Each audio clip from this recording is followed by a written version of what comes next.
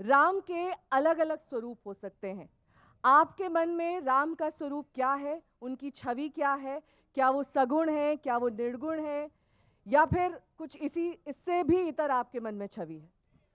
देखिए, दुनिया में जितने भी अवतार और यहाँ तक कि पैगंबरों का जिक्र हुआ है, उनमें केवल एक ही अवतार ऐसा हमने देखा है जिसने कि पुल बनाया है, एक देश से दूसरे देश में जाने के लिए पुल बनाया है। मूसा ने एक छड़ी मारी और समंदर दो टुकड़ों में कट गया।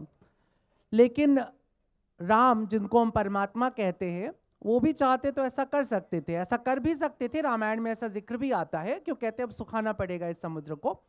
लेकिन ऐसा किया नहीं उन्होंने। उन्होंने एक ब्रिज बनाया, एक पुल बनाया। मैं राम को हमेशा एक पुल की तरह देखता हूँ।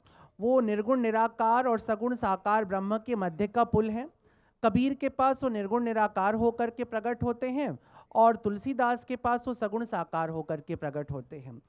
इसी प्रकार से वो मनुष्यों को मनुष्य जैसे लगते हैं, आदमियों को मनुष्य जैसे लगते हैं, और जो चेतना से भरे हुए मनुष्य हैं उनको वो ईश्वर जैसे दिखाई देते हैं। तो राम एक पुल है। वो जीवन और जीवन का जो दूसरा किनारा है, परम जीवन, उन दोनों के मध्य में जो एक पुल बनता है, मैं उसे राम समझता हूँ।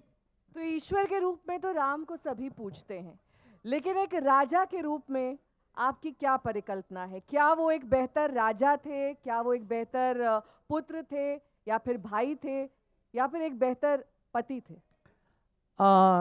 राम सब कुछ थे।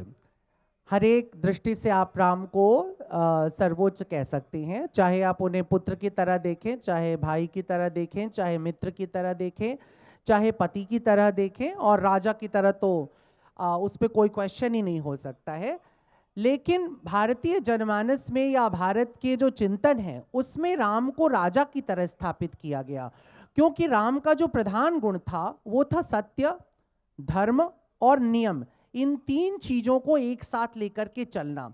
और एक राजा के जीवन में सबसे महत्वपूर्ण यही तीन चीजें होती हैं, ना कि उसका परिवार और उसकी व्यक्तिगत भावनाएं। इसलिए राम पर जो कई आक्षेप भी लगते हैं, वो उनके भावुक संबंधों को लेकर के हैं। राजा के रूप में राम के ऊपर कोई आक्षेप, कोई आरोप नहीं लगाया जा सकता है। तो राजा के रूप में वो सर्वश्रेष्ठ दिखाई देते हैं। शेष अन्य रूपों में भी हर माँ चाहती उसका बेटा राम जैसा हो, सभी, चेहरा उसका कृष्ण जैसा हो लेकिन चरित्र उसका राम जैसा हो। हर एक प्रेमिका चाहती है उसका प्रेमी देखने में कृष्ण जैसा हो, लेकिन लॉयल्टी उसकी राम की तरह होनी चाहिए। हर एक मित्र सोचता है कि उसका मित्र राम की तरह होना चाहिए। राम मोस्ट डिमांडिंग कैरेक्टर है। आप किसी भी तरह से किसी कैरेक्टर की खोज करेंगे, राम उसमें सबसे पहले आएगा।